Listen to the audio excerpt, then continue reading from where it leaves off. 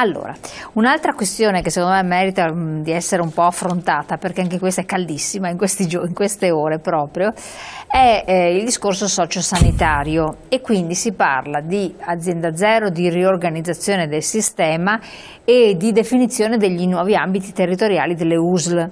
Voi come sindacato comunque siete coinvolti, in che termini in questo? Cosa sta succedendo sostanzialmente? Siete usciti anche con un comunicato a sigla unitaria, e quindi c'è qualcosa che bolle in pentola? Ma sì, siamo coinvolti perché siamo un sindacato di rappresentanza generale, siamo un sindacato confederale, per cui vogliamo rappresentare e tutelare i nostri iscritti, l'insieme dei lavoratori, dei pensionati, di tutti coloro che rappresentiamo nella loro dimensione collettiva e non solo nel luogo di lavoro. Per cui anche la qualità, la possibilità di accesso, i costi di accesso ai servizi essenziali è un elemento di intervento nostro. Ovviamente fra questi quello della sanità è uno di quelli più importanti, perché riguarda la salute, il diritto alla salute delle persone e di chi rappresentiamo. Io interrompo un attimo solo perché abbiamo una telefonata. Sì? Allora, pronto? Buongiorno, salve. Sì, buongiorno, prego, dica. Allora, prima riguardo agli scioperi che diceva che il signore lì, sì, che è stata oscurata le manifestazioni di scioperi, ma il signore dimentica una cosa, che siamo da 5 anni in una dittatura che è fatta passare per democrazia, ma di democratico non è niente, perché un mattino si sveglia un presidente come Napolitano e gli dice a Berlusconi: fatti da parte perché tanto sono tutti d'accordo con me, ti hanno abbandonato tutti. E un Presidente del Consiglio come Berlusconi, votato regolarmente come in tutte le democrazie normali, viene mandato a casa. Per la tassazione passa dal 20 ai piccoli artigiani come me al 70. Quindi io dal 2011 sono in disgrazia, da 200 euro al giorno sono passato a 200 euro al mese. Io adesso mi sto attivando, ho chiamato stamattina mollotutto.net, perché me ne andrò per sempre fuori da questo paese di chi, puntini. Va bene. Allora, è ovvio che i sindacati, soprattutto la CGIL, la Chiesa vuol dire PD, non è difficile arrivarci, la CGIL si è immolata per il PD, quindi è inutile che vengano a fare la pubblicità, il Carta dei diritti della libertà sul lavoro, ma quale libertà? Che hanno modificato l'articolo 18 senza referendum, cioè hanno fatto i conti senza l'oste, e questa lei la chiama democrazia. Questo è uno schifo, questa è una dittatura delle peggiori. Cioè, mi sono dovuto ritrovare un Monti che il cognato di De Benedetti l'ha messo lì per salvare la banca di suo cognato, la Monte dei Paschi di Siena e la Banca Agricola Mantovana, ma questo voi non lo sapete, ve lo occultano, è ovvio. Io ho tante notizie, le ho sapute in Svizzera, in Austria, in Germania, qua in Italia c'è la censura da 5 anni. Io per esempio credo che paghi il canone, io entro il 16 maggio, e non l'ha detto a nessuno, questo delinquente di Renzi, che entro il 16 maggio si poteva fare la richiesta per non pagare il canone RAI se non avevi o il reddito sufficiente con l'ISE, oppure se non avevi un TV.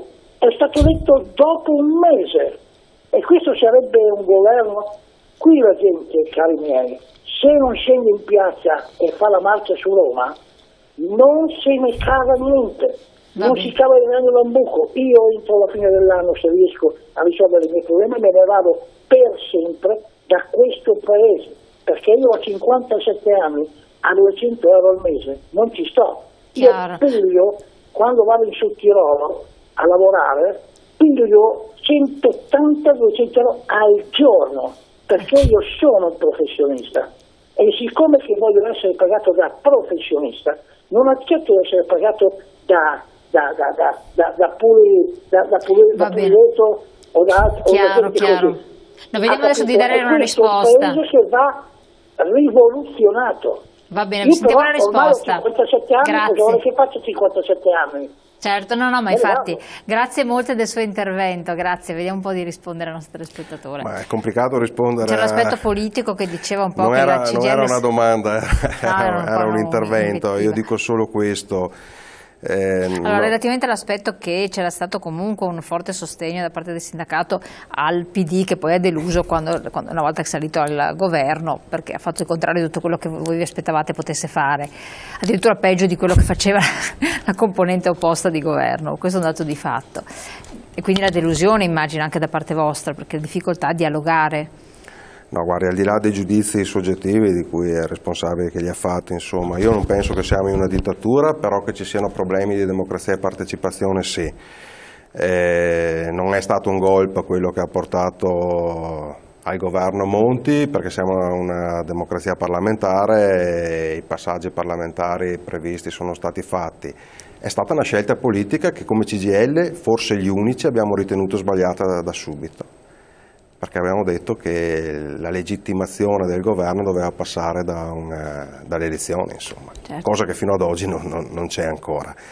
Siamo preoccupati di una regressione sul piano anche democratico, non a caso abbiamo espresso delle valutazioni critiche e anche negative su alcune parti consistenti rispetto alla proposta di riforma costituzionale, soprattutto se abbinata e valutata complessivamente in modo intrecciato con la riforma elettorale, con l'Italicum, sì. Perché vediamo in quel combinato disposto un accentramento di poteri rispetto a una possibile maggioranza relativa pericolosa per la democrazia e per i sistemi di partecipazione, senza entrare più nel merito perché ci vorrebbe più tempo.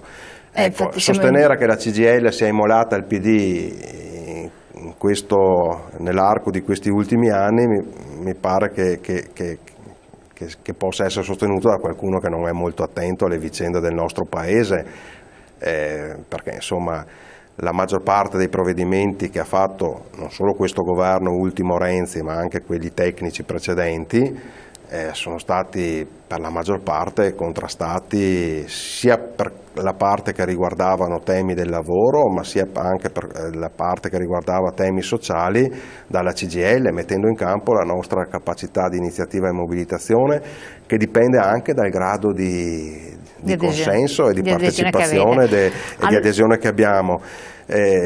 Insomma, richiamare la marcia su Roma penso che siano richiami che è meglio evitare e è meglio non richiamare. Allora, siccome l'argomento sanitario chiede un po' di tempo, facciamo così, lo affrontiamo, dedicheremo una prima serata magari martedì prossimo, quindi con altre voci ufficialmente. Però se posso dire tre cose. Però siamo fuori tempo massimo, velocissimi, riesci a fare in 3 secondi. Noi pensiamo che la cosa più importante sia dare piena attuazione al piano sociosanitario regionale, cioè mettere in campo e attivare tutta la filiera dell'assistenza e della continuità territoriale, perché fino ad oggi si è ridotto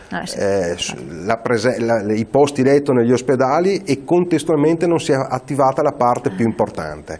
L'altra cosa è che bisogna intervenire sui temi della compartecipazione alla spesa, perché sempre più persone sono costrette a rinunciare alla cura perché non sono più nelle condizioni di pagare, e questo sposta addirittura dal punto di vista, se ci mettiamo insieme anche la lunghezza dei tempi di attesa, rischia di creare uno spostamento in parte già in atto verso il privato, che è sostanzialmente inaccettabile. Assolutamente. Grazie di essere stato qui con noi, ce ne parleremo appunto in modo approfondito in prima serata la prossima settimana. Intanto buon proseguimento, noi ci vediamo questa sera come sempre, grazie.